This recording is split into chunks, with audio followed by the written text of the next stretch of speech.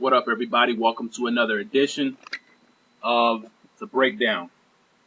And I want to talk about Nebraska, and I want to talk about how I think Nebraska will fare in the Big Ten Conference. This is their first year in the Big Ten. They're coming over from the Big 12. Nebraska, I believe, finished the year 10-4 last year. Finished out the season losing their last two games. I've been getting some comments about Nebraska and the comments that I made toward Nebraska, and this video is totally dedicated to Nebraska. I made some comments in the Texas A&M side of things, and some people say, well, you're coming from a fan's perspective, and of course I'm going to come from a fan's perspective because fans can say all day of what their team, how much revenue their team's going to get and how much more of a better situation they're in. And sure, I understand that. I understand that Texas A&M is going to go to the SEC, and revenue-wise, it's a better situation for them. Revenue-wise, and, the SEC is the best conference in football.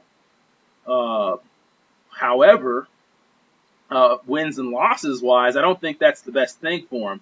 And, Nebraska is obviously going to the Big Ten, although I don't know if going to the Big Ten immediately, a lot of the experts think Nebraska is going to do really well in the Big Ten immediately. I don't, but, like I said, you fans of Nebraska or whoever, you can talk all you want about how much more revenue you're going to get and how it's so even, but answer me a question, is the revenue going in your pocket, or do you just care about wins and losses and the well-being of your players and recruits? And I believe at the end of the day, the only thing you care about is wins and losses. So, if you go to the Big Ten and it doesn't work out for you and you don't win, then what is all that revenue? Because you're a fan. Like I said, the money's not going in your pocket, and the same thing goes with Texas A&M. Yeah, they're going to get, more revenue coming in, and it's going to be equal revenue sharing, and I understand that. I totally understand that. But from a fan's perspective, you're only going to care about wins. If you guys go to the SEC and Sherman doesn't win, you guys are going to want him out of there. You guys care about the wins and the losses. And like I said, it does you no good as a fan to say, well, yeah, we're getting all this revenue, but we're going to the SEC and getting whipped every year. But anyway, that video, what I said about Texas A&M is in my last video, so now I'm going to get on to Nebraska. I want to talk about Nebraska, and I don't know wins and losses wise. I don't know if moving to the Big Ten was the best deal for them. Now, like I said, I already understand the revenue part. Not arguing there. But like I said, you as a fan, you're not going to see that revenue not in your pocket. And so all you care about is wins and losses. And a lot of Nebraska fans and the officials and everybody associated with Nebraska, if you're a fan, they all wanted this move to go to the Big Ten. And I always said, be careful what you ask for. And I just don't think that moving to the Big Ten was the best thing to do as far as Nebraska is concerned. Now, with that being said, I don't think Nebraska is going to do that well. I don't know how they'll do 5 years from now, 10 years from now, but in the 2011 season, I don't think Nebraska is going to do that well in the Big Ten. And I'm going to explain to you why I don't think Nebraska is going to do that well in the Big Ten. First of all, okay, let me explain something to you guys, okay?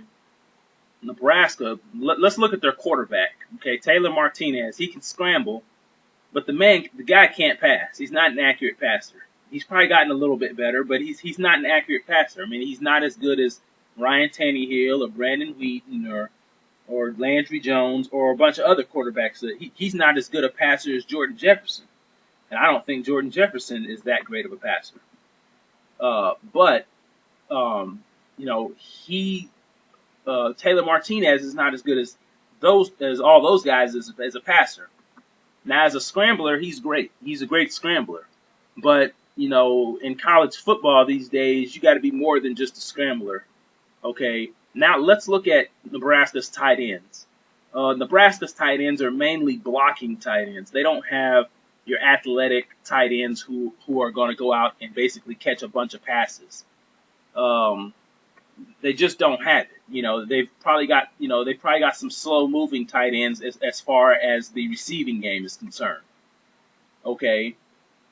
Now look at Nebraska's wide receivers.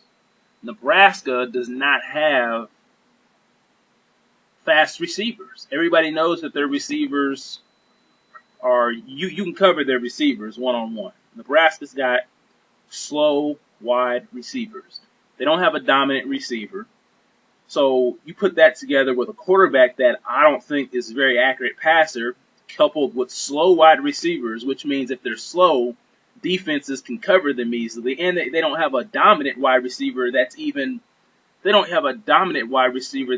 technically great. I mean, sure, some of the best wide receivers are not the fastest guys, but if you take a guy like a Rashawn Woods in college that played at Oklahoma State, he wasn't fast, but he was so technically great that he could get open against the fastest guys out there and the fastest defenses and come up with the catch one-on-one. Nebraska didn't have guys like that. So what I'm trying to say is that Nebraska is going to depend on the run game to be successful this year in the Big Ten Conference. Nebraska is going to depend on the run game. The reason why I don't think they'll be as successful up there as they will in the as they were in the Big 12 is because Big Ten defenses are designed to stop the run. I mean, think about it. Now, I'm not saying the Big Ten has the best defenses in the country. I'm not saying that.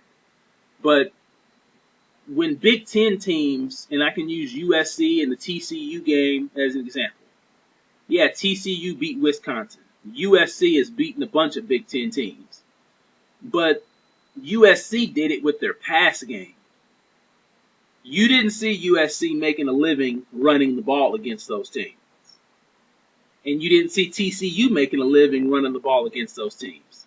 They passed the ball on those teams because I don't believe the Big Ten teams have great secondaries. Those linebackers in the Big Ten are not great pass coverage guys. Those cornerbacks and safeties are not the fastest of guys. So if Nebraska had a great passing game, I'd feel a lot different. But so to speak, Nebraska doesn't have a great passing game, and they're going to depend on Martinez to run the ball and hand it off to their running backs, Rex Burkhead and whoever else they got back there. I just don't see Nebraska doing anything. Now Nebraska's got a good defense. I don't think this defense will be as good as last year's defense because they were so good against the pass game last year. But Nebraska's got a good defense.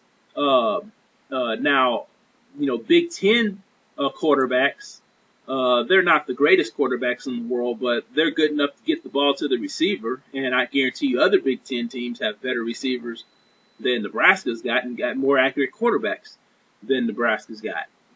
So all I'm trying to say is that since Big Ten teams are designed to stop the run, and although they lack in the defensive passing game, Nebraska doesn't have a passing game on offense to cause them trouble.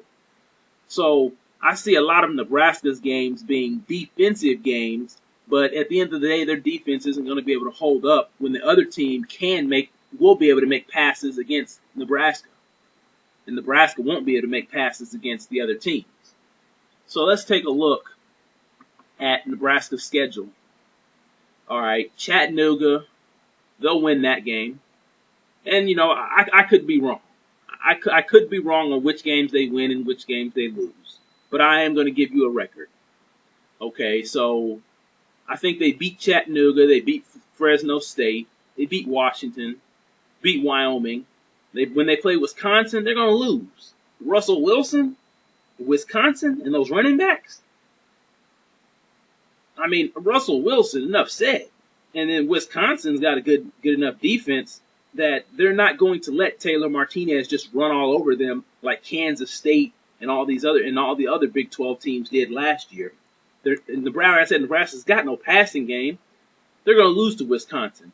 Ohio State, that could be a defensive game since Terrell Pryor's gone and Jim Tressel and some of the guys are gone. But by then, Ohio State should at least have their other players who were suspended back. So I think Ohio State beats Nebraska. I think it's a defensive game, but I think Ohio State's got enough to come back. I mean, I think even though Jim Tressel's gone and Terrell Pryor don't play defense, and Ohio State should, with the same coaching staff, they should still have a solid defense. And being one-dimensional like Nebraska is, Ohio State's not going to lose to a team that all they do is run the ball but can't pass the ball. So that's 2 losses already. They're 0-2 in conference. They beat Minnesota. Then they play Michigan State at home. I think they lose to Michigan State. Michigan State's got a passing game. And, I think Michigan State will do good on defense against Nebraska's offense. That's just me. Michigan State got Kirk Cousins. He passes the ball pretty well. And they got a couple of decent receivers. That's more than Nebraska's got on offense. So I think that makes Nebraska about 1-3 in conference. Against Northwestern, I think they beat Northwestern. And then Penn State, I think they lose to Penn State. I think they beat Michigan. They beat Michigan because this is Brady Hoke's first year. And so, coach turnover. And then they play Iowa, and I think they lose to Iowa. So I think I've counted, 1, 2, 3, 4. So at the end of the day, Nebraska's going to go, 3-5 in conference? Minnesota, Northwestern, and Michigan. 3-5. Now, like I said, I could be wrong on some of the games that they win and lose, but Nebraska's going to have 5 losses this year, and they're all going to come in conference. I mean, come on. Last year, at the end of the year, Nebraska they had a rematch game with Washington. Washington, a team who gave up 31 points per game. And all Nebraska could muster against Washington was 7 points. Washington gave up 31 points per game. So that tells you that their defense is garbage. Washington was a 6-loss team last year. Got into a bowl game barely at 6-6. And was 5-6 before they won their last regular season game. And you're telling me you think Nebraska's going to go to the Big Ten where those defenses probably stop the run way better than Washington could? And you're telling me you guys are telling me you think Nebraska is going to be one of the favorites to win that conference this year? And they can't even beat Washington? Well, they'll beat them this year. And I know last year is last year. But, 31 points. I don't know if you guys understand this. Washington gave up 31 points a game last year, which means their defense is terrible, or was terrible, and all Nebraska could muster against them was 7 points. That means your offense is no good. Okay. Second of all, Nebraska didn't even beat Texas last year. And Texas was terrible. But you know what? As terrible as Texas is, you can't beat Texas just being one-dimensional for the most part. Look at the 3 teams that Nebraska lost to in conference. OU, Texas A&M, Texas. Those teams are more physical than those Big 12 North teams, or what was the Big 12 North. And you're just not going to beat none of those teams being one-dimensional. And you saw Nebraska lost all of them. And in the Big Ten, if you think you're just going to go up to the Big Ten and pound it on everybody with no passing game and no receivers, you're out of your mind. So I know what the experts say, but remember what I said about Nebraska. They lose about 4 or 5 games in conference this year, And until they get receivers up there, it's going to be the same thing. So I hope all you Nebraska fans enjoy your time up there in the Big Ten. Celebrate all you want as far as the revenue sharing is concerned.